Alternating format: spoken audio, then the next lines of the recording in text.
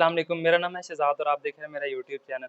आज की इस वीडियो में मैं अपने एक सब्सक्राइबर के घर आया हूँ। उनका सोलिस का इन्वर्टर है वो हम लगाएँगे और उनका जो पहले सिस्टम लगा हुआ था वो फ्रोनस का इन्वर्टर था। तो फ्रोनस के इन्वर्टर जो मैंने आपको पहले भी बताया था कि लो क्वालिटी के इन्वर्टर्स होते हैं तो ये जल्दी ख़राब हो जाते हैं, जल जाते हैं। तो इनकी पीवी साइड से मसला आ रहा था, जो पीवी है वो जनरेट नहीं हो रही थी। तो अब वो काफ़ी देर बाद ये सोलिस का इन्वर्टर लाए हैं, ये पड़ा हुआ है सामने। तो इसकी हम लोग अनबॉक्सिंग करेंगे और इसमें देखेंगे इसके अंदर से क्या-क्या निकलता है। और फिर इसकी एक प्रॉपर सेटिंग की वीडियो भी मैं आपको बता दूँगा और साथ-साथ हम लोग इसकी इंस्टॉलेशन की वीडियो भी साथ-साथ शेयर करेंगे। तो पहले हम लोग इसको अनबॉक्स कर लेते हैं। अनबॉक्स करके देखते हैं कि इसके अंदर से क्या-क्या निकलता है। तो ये देखिए पहले सबसे पहले तो ये इसका बॉक्स है और काफ़ी भारी इन्वर्टर है और साथ इसके ये वॉल माउंटेड है, जो दीवार के साथ हम लोगों ने इसको हैंग करना है और उसके साथ ये हमारा बैग है और इसको हम लोग साइड पे रख लेते हैं। और ये हमारा इन्वर्टर है काफ़ी वज़नी, पता नहीं मैं इसे अकेला उठा सकता हूँ कि नहीं। और इसके साथ हम लोग ये देख लेते हैं, ये इसका एक यूज़र मैनुअल है जहाँ पे इसकी वारंटी वगैरह आप इसके इंस्टॉलेशन का तरीका देख सकते हैं। और इसके साथ हमारा ये MC4 कनेक्टर दिए हैं 4 और 4 ये इसके साथ डुअल एमपीपीटी लगता है तो इन्होंने 4 साथ दिए हैं। और साथ ये इन्होंने BMS के दिए हैं RJ45 है इसके साथ लगाना है। और साथ ये इसके रावल बोल्ट वगैरह जो हम लोगों ने इसको दीवार के साथ हैंग करना है। तो इसके साथ और देख लेते हैं क्या है, ये चीज़ें होंगी। और इसके साथ एक हमें मिलता है अ, ये हमें मिल गई सीटी, जो कि एक करंट वाली जो ग्रिड से आती है उसमें हम लोग लगाते हैं ताकि इसकी जो रिवर्स फीडिंग है उसे हम लोग कंट्रोल कर सकें इसकी सेटिंग में। और इसके साथ हमारे पास एक वाईफाई डोंगल आती है, ये जब हम लोग इन्वर्टर को ऑनलाइन करेंगे तो इसके साथ ही करेंगे। और साथ इसकी जो इंस्टॉलेशन की है वो भी उन्होंने साथ दी हुई है, मैं आपको दिखा देता हूँ खोल के। ये इसकी वाईफाई डोंगल है, यहाँ से ये यूएसबी पोर्ट बनी हुई है, इसकी फ़ोटो वगैरह मैं आपको लगा दूँगा। और साथ ये क्यूआर कोड है और यहाँ से ये रीसेट होगी और साथ इसके जो बटन्स हैं वो लगे हुए हैं। और यहाँ से इसकी ये केबल लगेगी इसके साथ।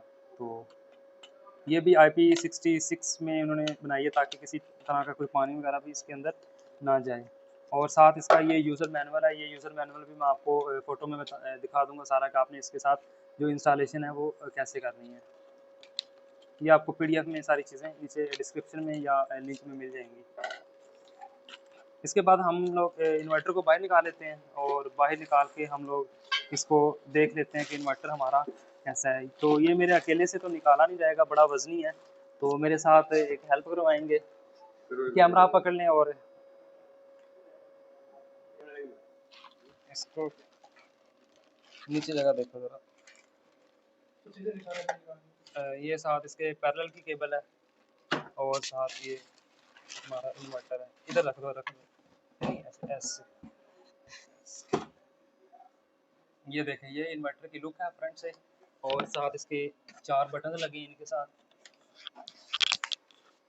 ये एस्केप का बटन आपका डाउन का और एंटर का, और ये पावर है, ये ऑपरेशन है और ये अलार्म अगर कोई सेटिंग में मसला है तो। और साथ इसके ये जो पिछली वीडियो में मैंने आपको दिखाया था, ये सोलिस की डाटा शीट है यहाँ से। अच्छा, अब इस इन्वर्टर की डाटा शीट के बारे में बात कर लेते हैं। तो सबसे पहले ऊपर इसका मॉडल लिखा हुआ है, उसके बाद पीवी इनपुट है और फिर इसके साथ बैटरी का डिटेल है, एसी आउटपुट है, बैकअप और एसी आउटपुट ग्रिड है और AC input for grid port and gen port है। तो सबसे पहले पीवी इनपुट में देख लेते हैं। इसकी पीवी इनपुट 500 वोल्ट है, यानी कि आप इसके साथ 10 पैनल जो हैं वो एक ही सीरीज़ में स्ट्रिंग में लगा सकते हैं। और एमपीपीटी वोल्टेज रेंज 90 से 435 वोल्ट, यानी कि आप इसके साथ 2 पैनल्स लगाएंगे तो ये इन्वर्टर है वो ऑन हो जाएगा। तो मोस्टली रिकमेंड यही किया जाता है आप इसके साथ 3 या 4 पैनल लगाएं, और क्योंकि जब वोल्टेज 2 लगाएंगे तो वोल्ट कम होंगे तो इन्वर्टर जो है वो ऑन नहीं होगा। उसके बाद मैक्सिमम इनपुट करंट है डीसी, जो कि 32 एम्पेयर का 2 एमपीपीटी लगे हुए हैं। और नीचे इसका जो एब्सोल्यूट मैक्सिमम डीसी करंट है वो इसका 40 मल्टीप्लाई बाय 2 एमपीपीटी जो है वो दोनों 40 एम्पेयर के लगे हुए हैं और अच्छे एम्पेयर के लगे हुए हैं। उसके बाद बैटरी की है lithium ion lead acid support करता है। बैटरी वोल्टेज रेंज 40 से 60 यानी कि 20 वोल्ट की इन्होंने वो ऑप्शन दी हुई है। उसके बाद मैक्सिमम चार्जिंग डिस्चार्जिंग करंट है वो 190 एम्पेयर से चार्जिंग कर सकते हैं और 190 एम्पेयर से डिस्चार्जिंग कर सकते हैं। और ये अच्छा खासा चार्जिंग करंट है, जो कि दूसरे इन्वर्टर्स हैं 4 kV 6 kV वो मैक्सिमम 120 एम्पेयर चार्जिंग सपोर्ट करते हैं। उसके बाद एसी आउटपुट में है 8000 वाट इसकी पावर है रेटेड। उसके बाद नॉमिनल आउटपुट जो है वो 220 वोल्ट और 230 वोल्ट है, और उसके साथ पीई लिखा हुआ है कि वहाँ पे इसकी जो नेगेटिव तार है वो साथ इसके लगेगी, और इसके साथ सिंगल फेज़ है 1 का मतलब, और पीई इसका मतलब इसके साथ अर्थिंग वगैरह भी लग सकती है। उसके बाद नॉमिनल फ्रीक्वेंसी है 50 से 60 हर्ट्ज़, और मैक्सिमम रेटेड आउटपुट करंट है 36.4 एम्पेयर। और उसके बाद एसी आउटपुट ग्रिड साइड से है वो मैक्सिमम 8000 वी है, यानी कि इसका पावर फैक्टर उन्होंने 1 कैलकुलेट किया हुआ है। तो ये इन्वर्टर्स होते हैं जिनका पावर फैक्टर जो है वो 1 नॉर्मली कंसिडर किया जाता है, और अच्छी क्वालिटी के ये इन्वर्टर्स होते हैं। उसके बाद नॉमिनल आउटपुट वोल्टेज है, ये ग्रिड के वोल्टेज, जब इसे ग्रिड अटैच करेंगे तो ग्रिड साइड से जो आउटपुट निकलेगी ये वो है, ये वही है 22230। उसके बाद फ्रीक्वेंसी है 50 से 60, और मैक्सिमम रेटेड करंट है 36.4 एम्पेयर, और इसको मल्टीप्लाई करेंगे आप 230 से तो आप 8000 वाट ही बनेंगे। उसके बाद पावर फैक्टर उन्होंने यहाँ पे मेंशन किया हुआ है कि पावर फैक्टर 1 भी हो सकता है, 0.8 भी हो सकता है, और प्लस 0.8 भी हो सकता है, यानी कि लीडिंग और लैगिंग दोनों हैं। अगर आप इसके साथ कैपेसिटिव लोड डालेंगे तो वो लीडिंग करंट होगा, और अगर इसके साथ रेजिस्टिव या इंडक्टिव लोड डालेंगे तो वो 1 भी हो सकता है और माइनस में भी जा सकता है। उसके बाद प्रोटेक्शन क्लास 1 है, IP66 है, टेम्परेचर -40 से 60 डिग्री तक टॉलरेट करता है। और इसके बाद एसी इनपुट जो 4 ग्रिड एंड जेन पोर्ट में इसके वोल्टेज हैं वही ऊपर लिखा हुआ है, और 50 एम्पेयर इसके जो मैक्सिमम है कंटिन्यूस करंट दे सकते हैं। उसके बाद नॉमिनल फ्रीक्वेंसी या नीचे सीरियल नंबर है। तो ये थी इसकी कंप्लीट डाटा शीट। देखेंगे कि कितनी है, और यहाँ पे इसका ये पीवी का लगा हुआ, जहाँ से हम लोग इसकी पीवी ऑन करेंगे। और ये पीछे हीट सेंसिंग बहुत अच्छी क्वालिटी के लगाए हुए हैं, ताकि इन्वर्टर जो है वो IP66 में है, तो इसकी प्रोटेक्शन उन्होंने काफ़ी ज़्यादा दी हुई है, और वजनी भी काफ़ी ज़्यादा है। आई थिंक 20-25 किलो का होगा, या इससे भी ज़्यादा हो सकता है। तो ये इसकी बैक साइड देखिए, यहाँ पे उन्होंने जाली लगाई हुई है, और जाली के साथ उन्होंने, आपको दूसरी साइड दिखाता हूँ। यहाँ देखिए, यहाँ से ये ऑन ऑफ का बटन है, एक दफ़ा बटन प्रेस हो गया तो इनसाइड चला जाएगा, फिर वापस आ जाएगा। और नीचे से मैं आपको दिखा, नीचे से ये देखें, यहाँ पे ये फैन लगे हुए हैं, इनकी नॉइज़ बहुत ही कम होती है। और साथ यहाँ पे ग्रिड है, ये बैकअप के लिए है, और यहाँ पे जनरेटर वगैरह लग सकता है। ये कॉमन पोर्ट है, ये भी कॉमन है, और यहाँ से MC4 कनेक्टर, और ये बैटरी के टर्मिनल्स है, और यहाँ पे भी कॉमन, और एंटीना, ये वाईफाई किस्म कुछ है, और कुछ दूसरी BMS की केबल्स वगैरह लगेंगी। और बहुत ही अच्छी क्वालिटी का इन्वर्टर उन्होंने बनाया हुआ है।